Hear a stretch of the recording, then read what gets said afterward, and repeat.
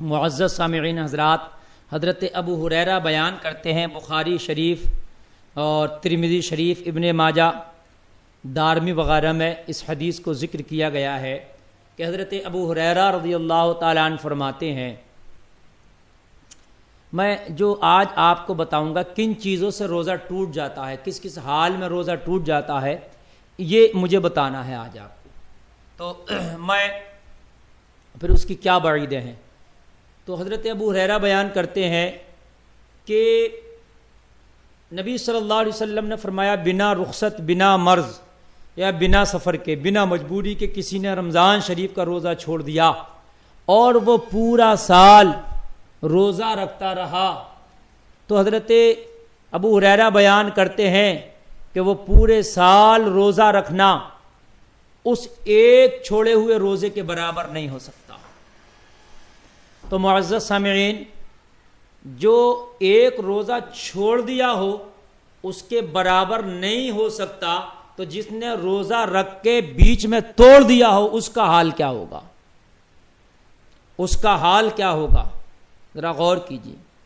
ابن خزیمہ اور ابن حبان اپنی صحیح میں ابو امامہ باہلی سے روایت کرتے ہیں، کہتے ہیں کہ رسول اللہ صلی اللہ تعالی علیہ وسلم نے فرمایا کہ میں سو رہا تھا، میرے خواب میں دو شخص آئے اور میرے بازو کو پکڑا اور مجھے پہاڑ کی طرف لے جانے لگے۔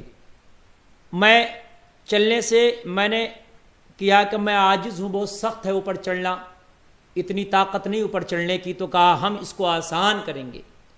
میرے نبی صلی اللہ تعالی علیہ وسلم جب چڑھ گئے تو بیچ پہاڑ میں جب میرے نبی صلی اللہ تعالی علیہ وسلم پہنچے تو کیا دیکھا، سخت آوازیں سنائی دے رہی ہیں۔ میرے نبی فرماتے، میں نے پوچھا ان سے کہ یہ کیسی آوازیں ہیں؟ انہوں نے کہا یہ جہنمیوں کی آوازیں ہیں۔ پھر مجھے آگے لے گئے، میں نے ایک قوم کو دیکھا کہ وہ لوگ الٹے لٹکائے گئے ہیں اور ان کی باچھیں چیری جا رہی ہیں جن سے خون بہ رہا ہے۔ میں نے پوچھا یہ کون لوگ ہیں، یہ قوم کون ہے؟ مجھے بتلایا گیا یہ وہ قوم ہے جو رمضان کے مہینے میں روزہ رکھ کے بیچ میں افطار کر لیا کرتے تھے، بیچ میں روزہ توڑ دیا کرتے تھے، یہ وہ لوگ ہیں، ان پر اللہ کا یہ عذاب ہے، یہ اللہ کا ان پر عذاب مسلط کر دیا گیا۔ میں اپنی ایک کلپ میں اور پیچھے بتا چکا ہوں کہ اگر جو جان بوجھ کے روزہ توڑ دے تو وہ 60 مسکینوں کو 2 وقت کا کھانا کھلائے گا یا 60 روزے لگاتار رکھے گا، یہ اس کا کفارہ ہے۔ اور اگر کوئی سفر میں یا مرض کی وجہ سے چھوڑ دے تو وہ ایک کی قضا ایک ہی روزے سے کرے گا۔ اب مسئلہ یہ ہے کہ روزہ ٹوٹتا کن کن چیزوں سے ہے؟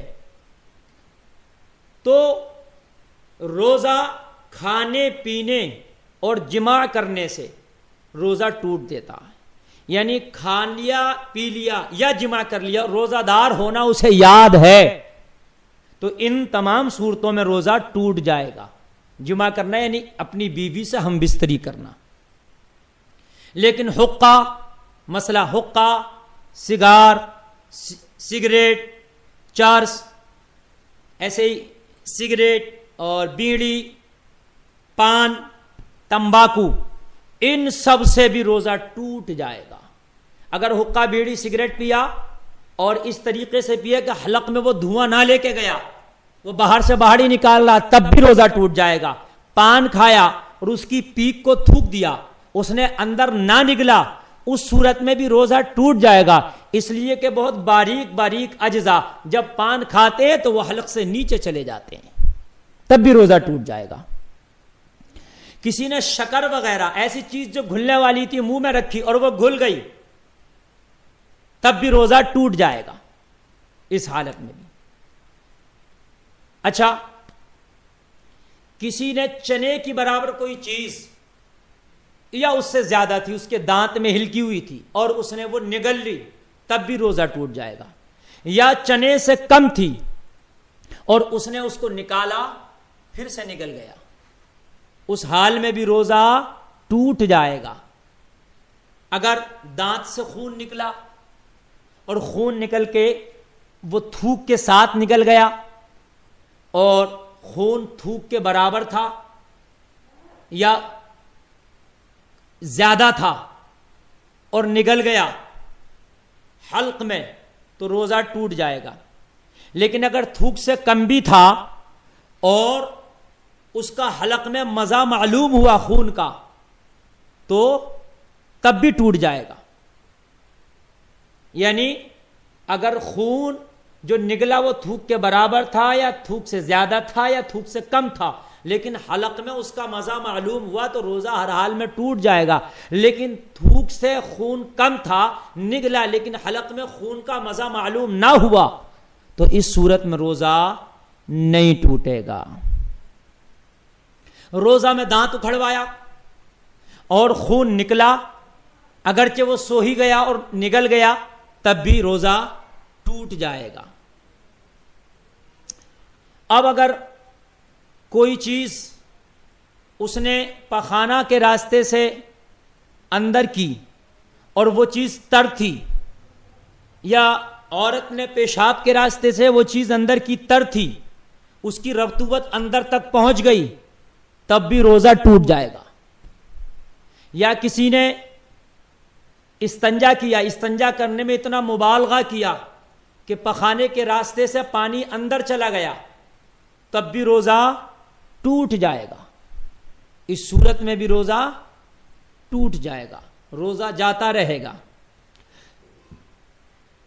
کسی نے اپنے عورت نے پیشاب کے راستے میں کوئی کپڑا رکھا اور وہ کپڑا پورا اندر ہو گیا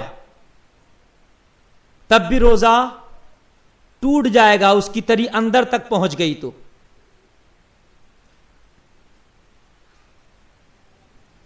اور اگر اس کا کچھ حصہ باہر رہا کپڑے کا تب روزہ نہیں ٹوٹے گا.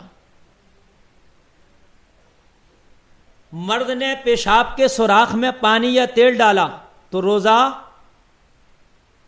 مرد نے پیشاب کے سوراخ میں پانی یا تیل ڈالا تو روزہ نہ گیا اگرچہ مثانے تک پہنچ گیا. اور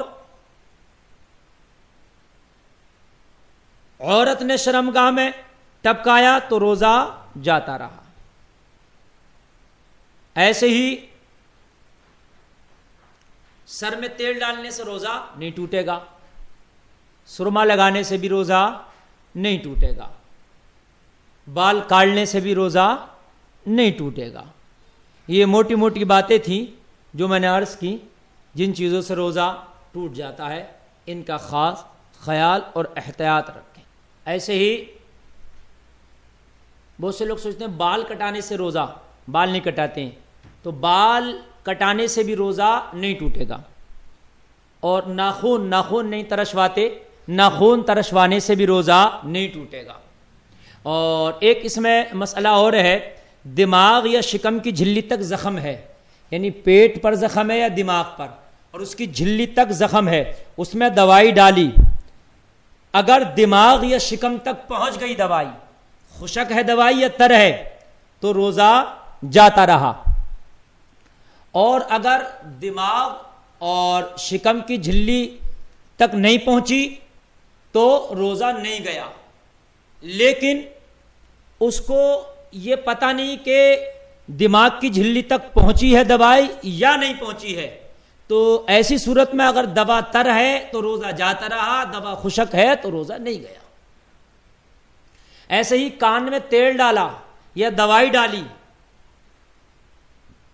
یا نتنوں میں دوا چڑھائی یا کان میں تیل ڈالا یا تیل چلا گیا تو روزہ جاتا رہا. ہاں کان میں پانی اگر چلا گیا تو روزہ نہیں گیا. ایسے ہی کلی کر رہا تھا حلق سے نیچے پانی اتر گیا اور ناک میں پانی چڑھا رہا تھا تو پانی دماغ میں چڑھ گیا تو روزہ جاتا رہے گا مگر جبکہ روزہ دار ہونا اسے یاد ہو.